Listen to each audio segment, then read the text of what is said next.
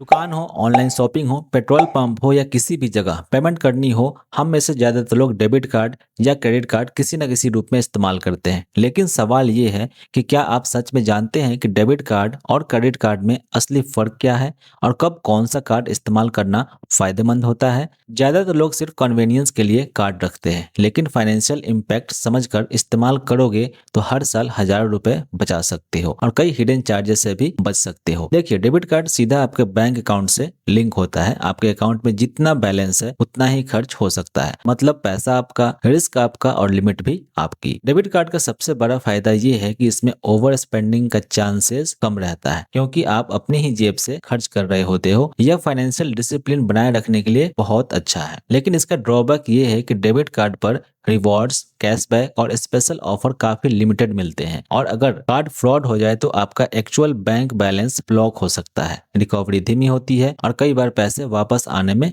हफ्तों लग जाते हैं। अब बात करते हैं क्रेडिट कार्ड की। क्रेडिट कार्ड एक तरह का शॉर्ट टर्म लोन होता है। आप बैंक का पैसा खर्च करते हैं और महीने के अंत में बिल आता है। अगर ड्यू डेट तक पूरा बिल चुका दोगे तो नो इंटरेस्ट, जीरो कॉस्ट। लेकिन अगर आप सिर्फ मिनिमम पेमेंट करोगे या बिल डिले करोगे तो यही कार्ड डेट ट्रैप बन जाता है। इंडिया में क्रेडिट कार्ड इंटरेस्ट रेट 24% से लेकर के 42% सालाना तक जाता है और यही ट्रैप सबसे कॉमन है। क्रेडिट कार्ड की सबसे बड़ी ताकत है benefits, cashback, reward point, lounge access, fuel charge waiver, EMI पर ऑफर, ऑनलाइन फ्रॉड प्रोटेक्शन और सबसे जरूरी ये आपका क्रेडिट स्कोर बिल्ड करने में मदद करता है, जो फ्यूचर लोन के लिए बहुत जरूरी है। अब बहुत लोग पूछते हैं फ्रॉड के मामले में कौन सा कार्ड सेफर है। अगर डेबिट कार्ड हैक हो जाए तो आपका पैसा फ्रीज होता है, जो स्ट्रेसफुल हो सकता है। लेकिन क्रेडिट कार्ड में फ्रॉड होने पर पैसा बैंक का होता है, आपको तुरंत लायबिलिटी नहीं लगती और डिस्प्यूट रिजोल्यूशन तेज होता है। इसका मतलब ये नहीं कि डेबिट कार्ड अनसेफ है,